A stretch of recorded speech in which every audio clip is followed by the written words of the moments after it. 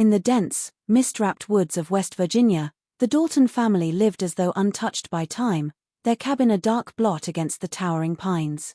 The locals spoke of them only in whispers, stories carrying the weight of fear and disbelief, that the family was bound by old traditions, secrets as deep and tangled as the forest roots themselves. Among them was Eleanor, a young woman with eyes too knowing for her age, her beauty eclipsed by a shadow that clung to her like a second skin.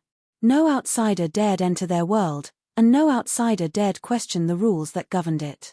But in the summer of 1927, the impossible became reality. The town's gossip mill churned with a horror that made even the hardiest men shiver. Eleanor was to marry her own father. Some said it was a pact meant to preserve the family line, others whispered of darker intentions, of control so absolute that love itself had been twisted into something unrecognizable. On a night when the moon cast skeletal fingers across the forest floor, the ceremony took place, small and silent, watched only by those bound by blood and by the lurking shadows that seemed almost alive. Afterward, the Dalton family cabin grew quieter, yet no one could claim it was empty. The forest seemed to swallow secrets whole, leaving only rumors of vanished guests, strange lights, and whispers that carried on the wind.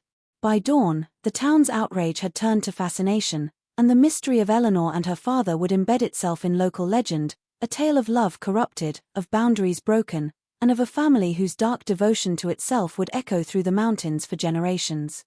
The Dalton family's presence in the Appalachian wilderness was as old as the surrounding pines, their cabin perched on a slope so steep that even in summer, the fog clung stubbornly to the earth like a protective veil. Outsiders often spoke of the family in hushed tones, a mixture of fear, fascination, and disbelief. It was not just their isolation that drew attention, but the almost ritualistic way they lived, adhering to rules and routines that seemed centuries out of step with the modern world beyond the mountains. No one truly knew how long the Daltons had been there, though old-timers claimed their ancestors had arrived long before the railroads and the first timber mills had reached the region. The family had a reputation for being private, for closing their doors and disappearing from view at the mere hint of curiosity, and even the occasional visitor to the edge of their property reported odd sights, smoke rising at unusual hours, the fleeting glimpse of figures moving through the trees in formations that suggested secret rites, or children playing in the yard with a rigidity that hinted at more than mere discipline. The local townspeople spoke of strange customs, cryptic warnings, and of a family bound by rules no one else could understand. Rumors circulated about marriages arranged within the family, promises made to uphold the bloodline, and the strict enforcement of these promises through fear and intimidation, though no outsider could confirm these tales. Despite their remoteness, the Daltons' influence seemed to ripple outward. Neighbors occasionally reported hearing anguished cries in the dead of night, or witnessing sudden, unexplained departures from surrounding farms that locals attributed to the family's ominous reputation. Children, especially, were warned to stay far from the Dalton property, as if the very woods themselves had absorbed some malevolent will. Travelers claimed that even the forest seemed different around the cabin, darker, quieter, the trees twisted in ways that made paths look unfamiliar even to those who had walked them before. Every detail of the Daltons' lives was layered with secrecy. Even within the family, it was said that one generation rarely fully understood the next, and that knowledge of their customs was passed down in whispers, often leaving young members terrified and obedient in equal measure. Outsiders could sense something peculiar, almost suffocating, when they approached the cabin, as if the mountain itself conspired to keep its secrets intact. The Dalton family existed as a shadow within the heart of the Appalachian wilderness, simultaneously human and somehow other, their story rooted in the forest and the unspoken fear of those who dared imagine the lives hidden behind the wooden walls of their home, a family whose presence would eventually shock the world in ways that no local rumor could ever have prepared anyone for.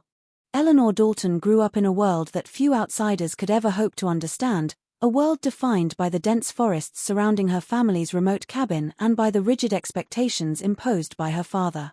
From an early age, she was both protected and confined, her movements closely monitored, her interactions with the outside world almost non-existent.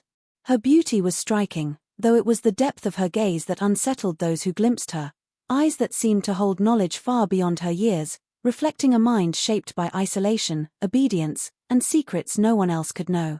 Her childhood was filled with lessons, but not the kind found in schools or townhouses. She learned the forest's patterns, the subtle changes in the wind, and the ways in which silence could be used to communicate volumes. Her education was private, conducted under her father's exacting eye, and it emphasized survival, loyalty, and the preservation of the family's legacy above all else. Eleanor's mother had died when she was very young, leaving her father as both protector and enforcer, and she grew to understand that love within the Dalton household was inseparable from fear and duty. The neighbors whispered about her unusual upbringing, noting that while other girls played freely and dreamed of lives beyond the mountains, Eleanor seemed to move through the forest as though it were both her prison and her sanctuary, speaking rarely, observing constantly, and obeying rules that seemed impossible to outsiders. As she grew older, her beauty became more pronounced, delicate yet haunting, and people who glimpsed her on rare trips into town described her as ethereal, almost untouchable, with a quiet intensity that hinted at inner turmoil.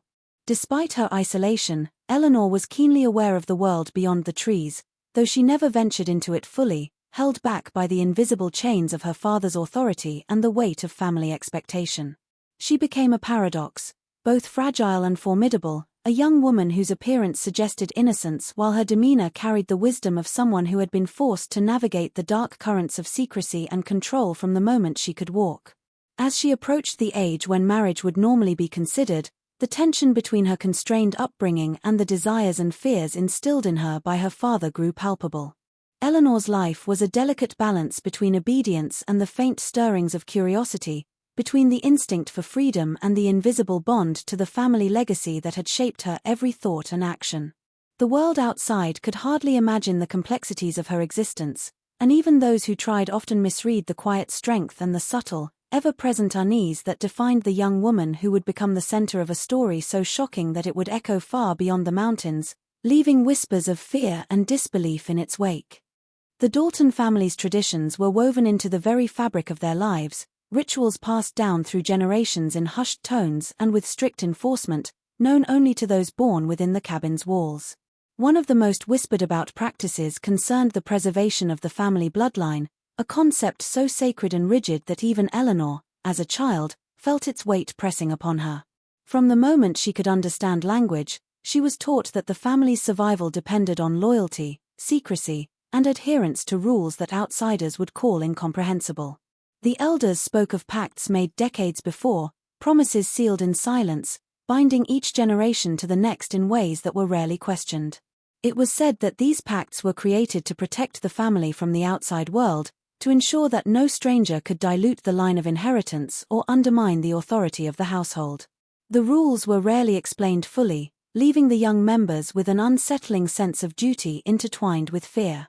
Eleanor watched her father perform the rituals with precision, his hands steady, his voice low and commanding, invoking words that seemed to hold power over the air itself.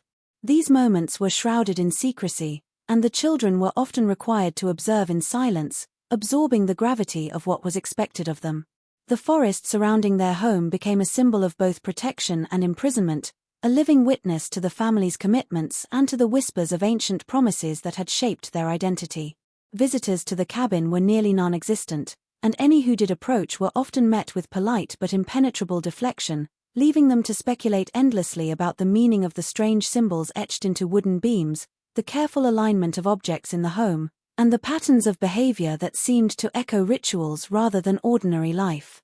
Among the Dalton family, obedience to these unspoken codes was absolute, and Eleanor learned early that questioning or resisting the pacts could bring consequences both immediate and long-lasting. Even as she matured and began to understand the implications of these traditions, a sense of inevitability settled over her. The choices she would make, the alliances she would accept, and even the shape of her own future would be dictated by rules set long before she was born. The pact was a silent contract that bound her to the family in ways that could not be broken, threading through her identity and determining the contours of her life. It was both a promise and a prison, a line drawn between the world of the Daltons and the chaotic, unpredictable outside, and Eleanor carried it like a shadow, feeling its pull even in the rare moments when she imagined freedom. The family's devotion to these customs was unyielding, leaving Eleanor to navigate the delicate balance between duty, fear, and the faint, almost forbidden stirrings of her own will, A tension that would ultimately set the stage for a decision so shocking that it would ripple far beyond the forested hills of West Virginia. The announcement of Eleanor's engagement ignited a shockwave that rippled through the nearby towns, a mixture of disbelief, horror, and morbid curiosity spreading faster than wildfire. At first, the townspeople assumed it must be some kind of mistake, a rumor distorted by distance and fear, yet the details that emerged were too precise, too undeniable to ignore. Eleanor, the secluded daughter of the Dalton family, was to be married, but the groom was no stranger, no young man from the neighboring valleys seeking a union. The groom was her father, the very man whose eyes had guided and controlled her from birth. The revelation was so extreme that it seemed almost impossible to comprehend, a violation of every social, moral, and natural law that the community held sacred. Gossip flourished in every corner of the surrounding towns, spilling from general stores, blacksmith shops, and porches where old men rocked and speculated about the Dalton family's history. The whispers carried an undercurrent of dread, as if naming the marriage aloud might summon some curse. Questions arose immediately. Why would a father marry his daughter? What twisted tradition could justify such an act? Some recalled stories of the Daltons' obsessive concern for bloodlines and family loyalty, wondering if this was the culmination of generations of secrecy and control, a final attempt to preserve a lineage at any cost. Others were less analytical, reacting purely to shock and revulsion, imagining the cabin deep in the forest as a stage for unspeakable rituals and dark compacts. Eleanor's own demeanor, though rarely seen by outsiders, became a subject of speculation. People who had glimpsed her on occasional trips to town described her expression as unreadable, calm but distant, like a girl who had long since surrendered her own will to forces she could not resist. The engagement, officially announced through a brief and cryptic note delivered to neighbors and friends, left the community reeling. Some tried to intervene, seeking legal counsel or moral authority, but the Daltons' isolation and the intimidation carried by their reputation made such attempts futile. Fear, more than understanding, governed the response. Children were warned not to wander near the forest, and families whispered prayers in hopes of protecting themselves from what they saw as a breach of natural order. Newspapers in distant counties caught wind of the story, reporting it in tones that balanced sensationalism with disbelief, describing the event as an impossible union and a mystery of the mountains while struggling to piece together the truth from fragmentary reports. The engagement was no longer just a family affair, it had become a public fascination, a source of scandal, and the beginning of a horror that would linger in the minds of everyone who learned of it, a shock that would ripple far beyond the Dalton cabin and into the annals of American legend. The town surrounding the Dalton family cabin reacted with a mixture of outrage, disbelief, and creeping fear, the kind that settled into the bones and refused to be shaken. Word of Eleanor's engagement to her own father spread like a contagion, whispered at kitchen tables, shouted across blacksmith shops, and carried along dusty roads where children paused in play to hear what the adults were murmuring. At first, some dismissed it as an exaggeration, a rumor too grotesque to be real, yet the consistency of the reports, the corroboration from distant acquaintances who had caught glimpses of the Daltons, made denial impossible. Outrage dominated the conversations, moral indignation fueled by the sheer audacity of such an act, a violation so extreme that it seemed almost unthinkable. Clergy in nearby churches spoke of it from pulpits, framing it as a warning, a moral collapse that had crept into their midst in the form of a family hidden away in the mountains. The fear, however, was more subtle but no less pervasive, an undercurrent in every whispered conversation. People spoke of curses, of bad omens, of the mountains themselves exacting revenge on those who transgressed nature's laws. The Dalton Woods became a forbidden zone in the minds of the townsfolk, a place where unseen eyes watched, and where rules of decency did not apply. Those who had passed near the cabin reported strange signs, lights flickering in the dead of night, shadows that moved unnaturally, and sudden, inexplicable noises that seemed to echo the town's own horror back at them. The social fabric of the nearby settlements shifted as a collective unease took root. Neighbors became suspicious of one another, wondering if anyone might harbor secrets as dark as those attributed to the Daltons. Children were kept closer to home, dogs barked incessantly at the edge of the forest, and travelers began to avoid the winding mountain paths leading too near the family's property. Even law enforcement, though limited in their reach into such isolated terrain, took notice, sending officers to observe from a distance, yet finding no evidence beyond the stories themselves, leaving them frustrated and unsettled. The community's reaction blended fascination with terror, a compulsion to know more even as the very knowledge seemed dangerous. Every whispered account, every glimpse of Eleanor or her father, reinforced the growing legend, transforming a family matter into a shared obsession that gripped the entire region. It became clear that the Daltons were no longer merely neighbors, they had become a symbol of something incomprehensible, a living mystery that challenged social norms, morality, and even the boundaries of human understanding. The combination of shock, moral outrage, and deep-seated fear created an atmosphere in which no one felt entirely safe, and in which every shadow in the woods seemed to carry the weight of the Dalton family's secrets, leaving the townsfolk trapped between curiosity and dread, unable to turn away even as they wished they could. The wedding itself unfolded under the cold gaze of a pale moon, its silver light filtering through the dense canopy of the West Virginia forest, casting the trees in long, skeletal shadows that seemed almost to reach for the participants. The ceremony was small, intimate in a way that was more unsettling than comforting, attended only by a handful of relatives who had been carefully chosen, or perhaps coerced, into witnessing what no outsider could imagine. The air was thick with the scent of damp earth and pine, mingling with the faint aroma of candles that flickered on a makeshift altar carved from raw timber. Eleanor, dressed in a simple gown of muted fabric that contrasted sharply with the unnatural brilliance of the moonlight, moved with a rigid grace, her expression calm, almost unreadable, as if she were both present and absent at once. Her father, the man who was to become both husband and patriarch, stood before her with a solemnity that bordered on ritualistic, his face a mask of authority and quiet obsession, reflecting the gravity of the act that was to bind them together. No music played, no laughter echoed, only the sounds of the forest, a distant owl, the rustle of leaves, and the occasional crack of a branch broke the oppressive silence. Words were spoken softly, carefully measured, carrying with them a weight that went beyond ordinary vows, hinting at promises bound not only by love or tradition but by fear, secrecy, and the unspoken compacts that had defined the Dalton family for generations. The shadows seemed almost to lean closer, as if the forest itself were a witness, acknowledging and perhaps sanctioning the event, or perhaps simply recording it in a way no human could understand. There was a sense of inevitability, a feeling that every detail, from the positioning of the guests to the way the wind stirred the leaves, had been orchestrated for some purpose that extended beyond the immediate moment.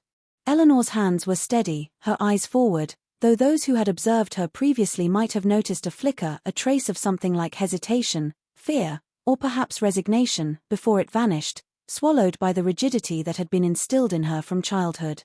The ceremony concluded without fanfare, without applause, leaving only the echo of the forest and the faint flicker of candlelight as the newly bound pair turned toward a future that the world outside the trees could scarcely comprehend. Witnesses later recounted the event in fragmented whispers, unable to fully articulate the mixture of awe, horror, and fascination they had felt, and it quickly became clear that the marriage was not merely a union of two people but a culmination of years of secrecy, control, and a devotion to family that defied societal norms. The ceremony remained etched in the minds of those few who had seen it, a moment suspended between the natural and the unnatural, a haunting prelude to the mysteries and terrors that would continue to envelop the Dalton family and the dark, foreboding woods that had served as the stage for a night no one who had been present would ever forget. In the days following the ceremony, an eerie silence settled over the Dalton property, as though the forest itself had drawn a curtain around the family and its secrets. Neighbors who had once dared to approach the edge of the woods reported a stillness so profound that even the wind seemed hesitant, whispering among the trees with a cautious, almost conspiratorial tone. The few who had attended the wedding vanished from the public eye almost immediately, leaving townsfolk to speculate wildly about their fate. Some said the relatives had been sent away, bound by fear or coercion, but others whispered darker theories, that the forest had claimed them, or that the Daltons themselves had ensured their disappearance to protect the secrecy of the union. Mail deliveries slowed, visitors who attempted to make contact found doors tightly shut, windows dark, and a palpable tension that made lingering near the cabin an act of near madness. Occasionally, the faintest flicker of light could be glimpsed through the trees at night, a candle burning far from any hearth, and strange sounds echoed across the slope, steps, low murmurs, and the occasional sharp cry that seemed almost human but carried an unsettling resonance that made listeners recoil. Rumors grew in the town below the mountains, spreading with a velocity fueled by fear and imagination. People swore they saw figures moving through the forest in unnatural formations, shadows bending in ways that defied explanation, as if the Daltons were performing rituals no one else could understand. Children were kept indoors after dark, warned that to wander too near the forest was to invite danger, and even the most skeptical adults found themselves glancing nervously at the tree line when passing through the area. Investigators and curious townsfolk attempted to uncover what had become of the wedding guests, but each approach was met with silence or evasion, and the forest seemed to swallow evidence as readily as it did the light of day. Stories began to surface of hidden graves, of objects buried beneath the soil, and of faint voices carried on the wind that spoke in tones simultaneously mournful and commanding. The sense of dread became nearly tangible, a heavy atmosphere that pressed down on anyone daring to imagine the events unfolding behind the Dalton cabin's closed doors. Even as time passed, and the initial shock of the marriage faded into legend, the mystery of the missing relatives remained unsolved, an invisible thread of terror linking the townsfolk to the remote forest. The vanishing guests were more than just a curiosity, they became a symbol of the Dalton family's control, the secretive power they wielded over life and death, and the unknowable rituals that governed their existence. Each whispered account, each glimpse of unexplained movement through the trees, only deepened the horror, leaving the town with a lingering question that refused to be answered. What had truly happened to those who had attended the moonlit ceremony, and what dark covenant bound the Dalton family so firmly to the woods that no one dared challenge them? As whispers of the Dalton wedding and the vanishing guests spread through the nearby towns, curiosity mingled with fear, eventually compelling authorities and outsiders to investigate, though few dared approach the cabin directly. Sheriff deputies and local constables, armed with little more than suspicion and courage, ventured into the thick Appalachian forest, their boots sinking into the damp undergrowth and their senses alert to every crack of a branch or rustle of leaves. From a distance, the Dalton property appeared deceptively ordinary, a weathered cabin tucked into the slope, smoke curling lazily from the chimney, and the surrounding woods dense but silent. Yet even from afar, there was a sense of unnatural stillness, a pause in the rhythm of the forest that unnerved those who dared to linger. Letters discovered in nearby towns hinted at strange family traditions, cryptic instructions, and references to preserving the bloodline, though much of the meaning was obscured, written in shorthand and old dialects that required careful interpretation. Investigators found themselves piecing together fragments of the Daltons' history from conversations with frightened neighbors, old journals, and faded newspaper clippings, each detail more disturbing than the last. Stories of arranged marriages, whispered rituals, and strict codes of obedience within the family emerged, forming a patchwork of dread that hinted at the depth of the secrets kept within the cabin walls. Some accounts described the children of the family as unusually quiet, almost mechanical in their movements, their eyes betraying a mixture of fear, obedience, and resignation. Townsfolk spoke of nights when strange lights flickered in the forest or when muffled cries reached their ears, though the dense woods always obscured the source. Even those who approached the property under the pretense of investigation reported a feeling of being watched, a sensation that eyes unseen followed them through the trees, and that the forest itself seemed aware of their presence. Law enforcement attempts were further complicated by the Daltons' familiarity with the terrain. Paths led into dead ends, hidden clearings masked the family's movements, and the thick canopy disrupted both visibility and sound. Despite these challenges, investigators persisted, combing through documents, interviewing locals, and attempting to reconstruct the timeline of the wedding and its immediate aftermath. Yet the more they learned, the more the mysteries deepened, revealing a pattern of secrecy, control, and ritualistic adherence that defied simple explanation. The family's influence seemed to extend beyond their cabin, reaching into the minds of those who dared to observe or question, leaving even the most rational investigators unsettled. Each new discovery added another layer to the story of Eleanor, her father, and the unnerving traditions that had guided the Dalton household for generations, hinting that the marriage, the disappearances, and the forested surroundings were all part of a carefully maintained system of secrecy and power that had ensnared both the family and anyone who dared to uncover their hidden world. As investigators and townsfolk delved deeper into the Dalton family's history, the surface-level explanation of tradition and bloodline preservation began to crumble, revealing something far more sinister beneath. The marriage between Eleanor and her father was no mere act of ritualistic compliance, it was entwined with obsession, control, and a desperate desire to assert dominion over the family's legacy. Letters and journals uncovered during the investigation painted a chilling picture of a household where authority was absolute, and dissent, even in thought, was considered a transgression punishable by fear or exclusion. Eleanor's father had long maintained a web of influence over every aspect of her life, guiding her actions, her education, and her perceptions of right and wrong. The engagement, it became clear, was the culmination of decades of manipulation, a strategic move designed not only to preserve the family's name but to ensure that power remained centralized in his hands. Local historians and those who pieced together fragments of the Dalton family's past noted a pattern of control that extended beyond the immediate household: marriages within the family, secrecy surrounding births and deaths, and the careful monitoring of neighbors' interactions all served to isolate the family and consolidate authority. Eleanor herself, though appearing compliant, bore the marks of this psychological dominion, her demeanor a mixture of resignation, fear, and the faint glimmer of awareness that her autonomy had been slowly eroded. The townsfolk began to understand that the shock of the marriage was compounded by a deeper horror: the systematic erasure of choice, the manipulation of love and duty into instruments of power. Accounts from those who had observed the family suggested that every action taken by Eleanor was weighed against a backdrop of fear and obligation, and that her father's obsession with control was not merely personal but ideological, a belief that the family's survival justified any measure, however abhorrent it appeared to the outside world.